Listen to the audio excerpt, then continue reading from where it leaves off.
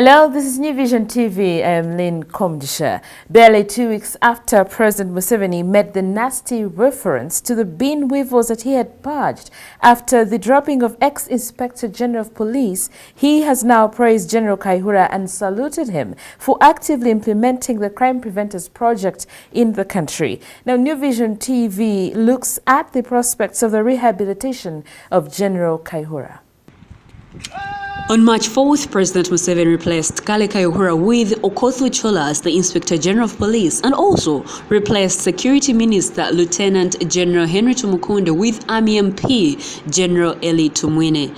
Hundreds of commentaries in national media have generally attributed the purge to the escalating crime in the country, deepening infiltration of police by criminals, mushrooming of militia gangs affiliated to police, and deteriorating relations with the Republic of Rwanda as senior police officers were implicated and charged by the military for abducting Rwandese refugees and illegally handing them back to Rwandan authorities. But while meeting leaders of crime preventers at Lugogo in Kampala before Easter, President Museveni saluted General Kayihura for implementing the Crime Preventers Project, saying it is not a police or Kayihura project, but an initiative of the NRM. He praised Kayihura as a loyal NRM cadre who had ensured that the Crime Preventers idea is implemented. Anybody who had an idea that this was a Kayihura project, please get it out of your head.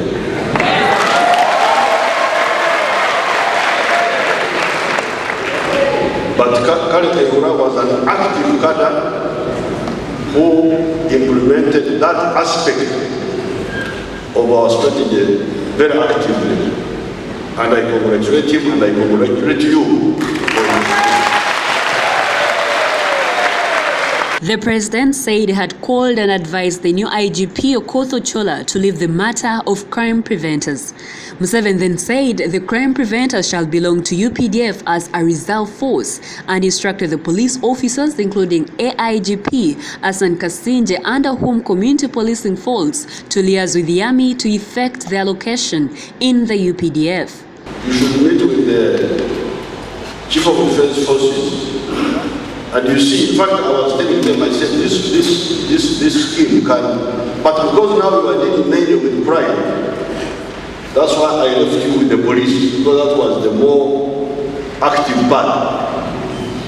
But in the end, you really belong to the army, because that's what.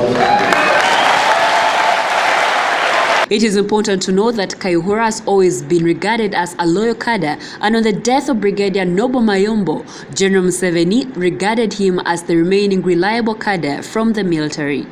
Kayihura has always handled assignments directly from the president, always earned praise from his boss while serving as a police boss. During the handover to Okoth Chola's IGP, Kayihura made a point to emphasize that he had earned the 3 highest military ranks on promotion while serving as Inspector General of Police. The highest rank he earned in the army was Brigadier and became a 2-star, then 3-star and 4-star general as IGP. At the handover, General Kayihura also insisted, contrary to then popular claims, that the Crime Preventer Project was very important and he was proud of it, even requesting that he be allowed to serve as a crime preventer now that he's out of the police. I was saying the other day that when I retire, I will be a crime preventer. Little did I know that it would come very quickly. and actually, I'm serious only. So IGP, I want to request you, really, that I'm a crime preventer. You see, and a crime preventer. I've started. I'm mobilizing in my village. The chairman LC1. I said I'm available, sir. On Wednesday, President Museveni's remarks praising the crime preventers and Kayihura for operationalizing them must have come as the sweetest music in General Kale's ears since he lost the office of IGP. The president specifically stated that he salutes Kayihura, for it left no doubt that he has no hard feelings for his man. It is also important to know that over the weekend, President Museveni and his Rwandan counterpart Paul Kagame held a meeting at Entebbe at which Museveni blamed the refugee crisis on officials who don't use their phones to contact their colleagues across the border to iron out issues before they escalate. It seems people don't use these phones. The phones are there. In 1986, Uganda had 28,000 telephone lines. We now have 23 million telephone lines. I don't know how many are in Rwanda, but people don't use them to telephone. You find the minister finds a lot of difficulty to telephone another minister in Rwanda, say, please, this one. So I think we need some course in telephoning.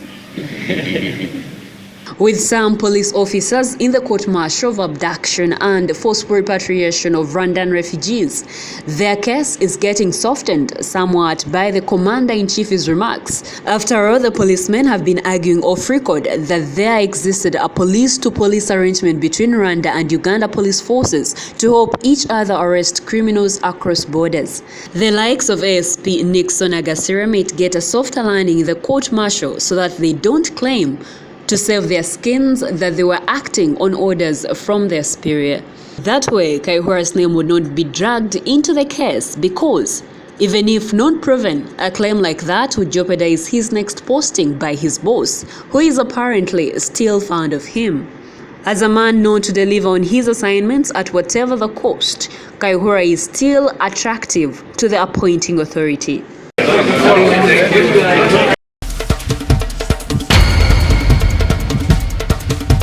Moving on, the embattled Patrick Agaba has been implicated in another kidnap case, according to a document the Ugandan authorities presented to a regional court in South Africa. Last night, senior security sources told New Vision TV that arrangements were underway to bring Agaba back to Uganda. The sources said Agaba was expected in the country last night. New Vision TV had not confirmed whether the court in South Africa had okayed Agaba's extradition, but sources said his visa had expired. Agaba, commonly known as Pato, has been in custody in South Africa pending the disposal of the extradition application filed by the Ugandan authorities. Pato was arrested as a key suspect in the kidnap and murder of Susan Magara last month.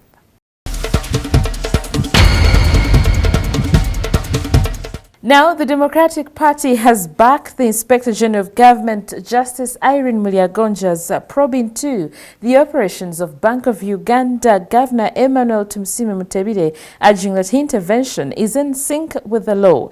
The party has asked Mutebile to step aside and let the IGG do her work, adding that he, Mutebile, is not above the law. This comes after a recent standoff between Mulyagonja and Mutebile over the disputed senior staff transfer at the central bank. Mutebile, in a letter dated March 19th, protested what he called the IGG's interference with the internal affairs of Bank of Uganda, stating that the central bank is an independent institution.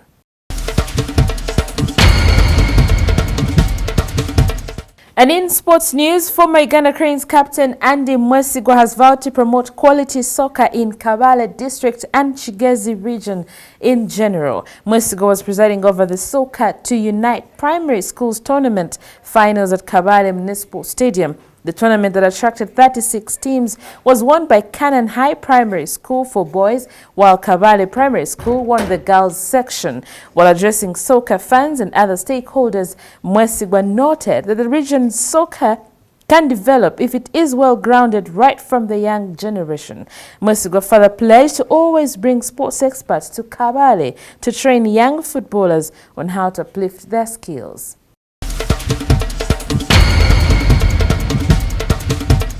You're still watching New Vision TV, and now for Pearl of Africa series, we take a look at Bunyaruguru Crater Lakes region. Bunyaruguru Crater Lake region is home to 52 crater lakes. These lakes are found on the edge of Queen Elizabeth National Park near Kasese district. Some of the lakes found in Bunyaruguru Crater Lake region include Lake Nkugute that has an Africa-like shape, the twin lakes known as Kamweru, and the other Chema. Take a look. All these were formed many thousand years ago after volcanic eruptions and are now ancient volcanic craters. Interesting lakes are Kamweru and Shema, who are called twin lakes. They seem so close to each other, but politely separated by a road.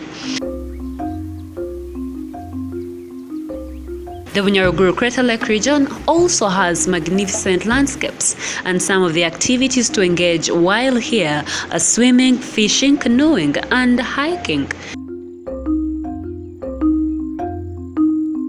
The soils are also very productive, with so many agriculture at play.